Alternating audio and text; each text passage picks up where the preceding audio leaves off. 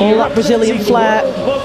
What a contest we have before us here now. And Judge 5 representing World Boxing, your referee representing Italy, Mr. Carlo Franchi. So real world-class level. We've got a few Olympians on display here today, and in this contest we get two going head-to-head. We've talked about how impressive the Japanese team have been this week with their technical ability, lightning speed, skill, and the Brazilians with their flair and fluidity. Both of those styles come head-to-head here in the men's 57 kilo category, and this will be boxing of the highest order. Who will get the better of it? These are both Paris Olympians. Did any of them get a medal? No, they did not, but is a former South American Games gold medalist, Oliveira, the Brazilian in blue. And that's a very, very difficult tournament to win. And Harada, in the quarter-final, beat the Mongolian who beat him at the World Boxing Tournament in Mongolia, so he'll take a lot from that. He's obviously made some significant improvements in that time, so he's grown in confidence throughout this, and he'll bring that to this gold medal bout. And beautiful work there from the Brazilian. Nice countering. He's been a real pleasure to watch this week, Oliveira. There's been some great eye-catching shots there. What he's called the switches his stance. He's southpaw now. He can go first, he can counter, he's got it all. Harada though has to find a chink in the armour. Got the slight height and reach advantage, Oliveira.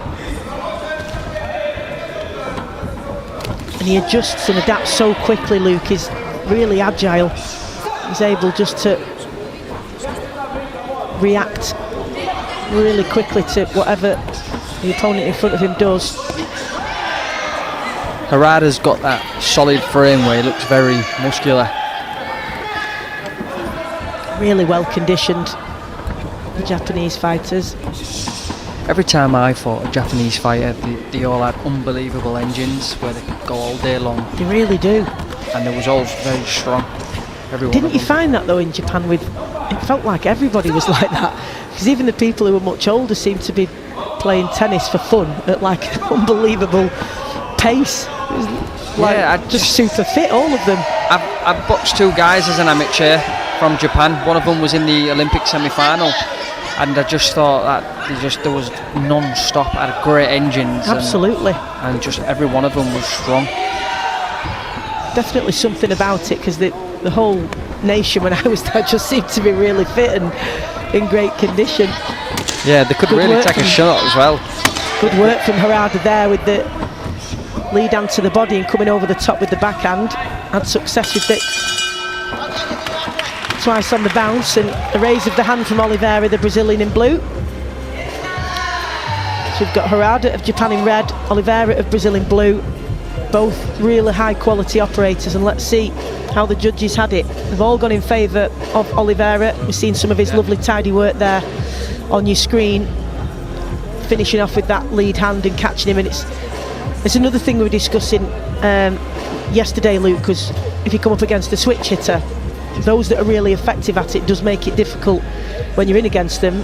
For some people it doesn't work well, and it actually confuses themselves more than their opponent, but it's really effective if it comes natural to you and you can be effective out of both stances. Yeah, I mean, for me, Oliveira, I think the start of the round he had really, really good shots, eye-catching shots, and he took control, I thought, of that round. Second third. Certainly the judges saw it the same way, so got his work cut out. Harada had to come from being down in the first round against the Mongolian in the quarter-final, and did go on to win that. Harada now has to put a little bit of more pressure on because he's down, which may change his tactics. Oh, great shot there landed by Harada.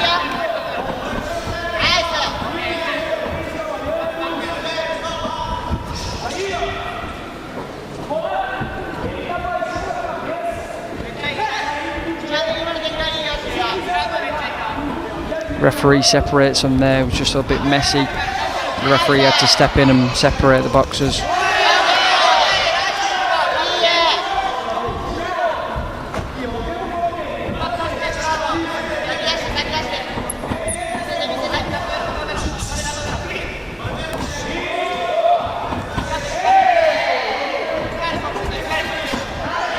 That lovely poise and balance, the Brazilian, hasn't he? I'm very impressed with the full Brazilian team, what I've seen so far. They all seem very, very calm, cool, and very confident in what they're doing. You've got Cavallo up next, who's been the the standout showman of the week, so you look forward to watching him in action in the next one. But Oliveira certainly living up to that reputation that the Brazilians bring to the sport, of that flair and fluidity and superior footwork, which sets them up for everything. Harada's defence in this round, I think, is showing really well. It's making Oliveira miss quite a bit. Look, he's in and out really well.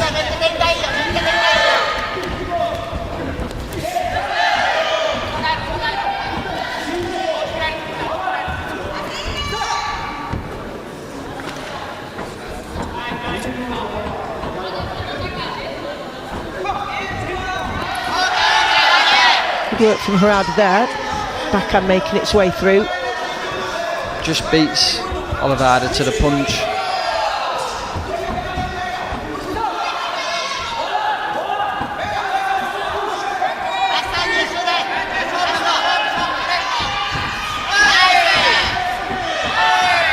.30 seconds left in this round now, and I feel like it's a very hard round to score. I think both fighters have had success in this round. Getting frustrated there, Oliveira.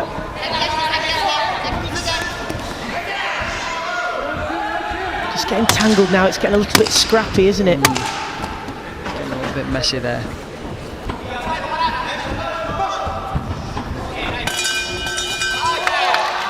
Both raising the hands after that one. Both feel that they did enough to get the nod, but of course all that really matters is how the judges saw it. Yeah. Complete turnaround. 1 for 1 at the minute. Well, that's incredible that Harada has managed to do that again, and as I said before, he had to do this in the quarter-final against the Mongolian who'd previously beaten him, so to have that mentality really says a lot about him, and he's done the same again, down on all the judges' scorecard, and completely turned it around in that second round. We've seen some of his work there, and it was a lot more scrappy, wasn't he? And for Oliveira, he doesn't want to get involved in a scrap, does he? No. It's really not going to be to his advantage. I think Harada did the good work before it just got scrappy. But this round now is all to play for. It will come down to these final 3 minutes.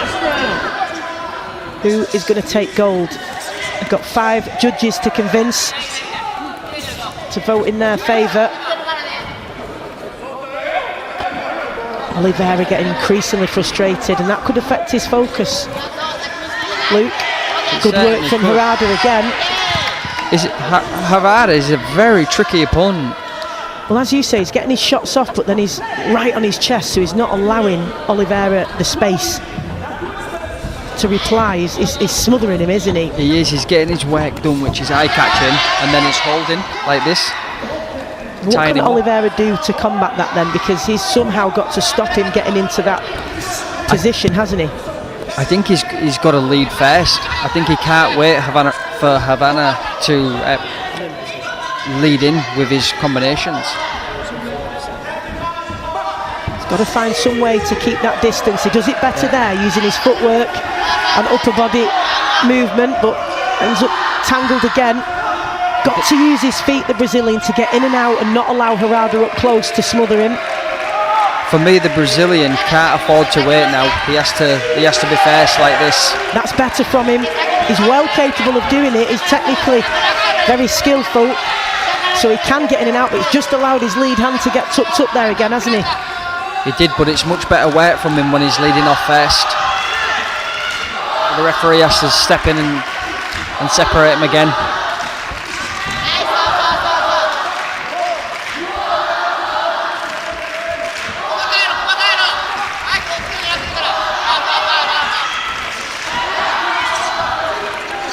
Again, you really have to compliment the Japanese skill on defence. He's making Oliveira miss quite a lot. He's just found a way, hasn't he, to make it difficult for him and to nullify the attributes that Oliveira possesses. And it might not be pretty, but he's doing what he's got to do, and it's for Oliveira to make the adjustments and ensure that he's not able to take that away from him. Because that fluidity, that momentum, that flow with which he thrives on has been taken from him. Really is. Can he bring that back for this final minute though? Ends up tangled again, frustrating for him. Needs to make sure he does the clean work, Oliveira, before he ends up in these tangles.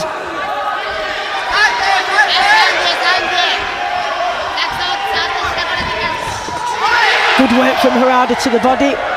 Good exchange there. And they're sort of entangling one another, aren't they? Their arms are just getting interlocked. I think it's that desperation of... Neither of them are letting go either. No. Final 10. Someone's going to want to get these last combinations in, but they end up smothering one another. Very scrappy right now. Very both raising their hands, and neither of them, when they got entangled, wanted to be the one to step back, did they? But they didn't seem able or willing to work on the inside either, so bizarre. It was a hard round to score for me for judging. Yeah, difficult in the sense that two highly technical, skillful boxers ended up tangled like that in. But that can happen sometimes with styles and tactics, and sometimes you know in your brain you don't want that to happen, and then next minute you end up there again and you can't seem to adjust it. But either way, both jumping up on the toes, both raising the fists in the air. A little dance from Oliveira, but only one man will have his hand raised and take the gold. Let's find out who it's to be. 76. After 3 rounds of boxing, we go to the scorecards where your officials and ringside score a split decision in favour of your winner and men's 57 kilo World Boxing Cup champion. Boxing out of the blue corner, representing Brazil, it's Luiz Oliveira. A round of applause for Luiz. So Oliveira taking that third and final round, which in the end is what it came down to. It was crucial for him to do that, and just that cleaner work, landing those eye-catching, significant shots, and he beats his chest. Shouts out to the crowd who've been in fine voice behind both of these boxers, but a really good performance from Oliveira in the end, and he won it by, oh goodness me.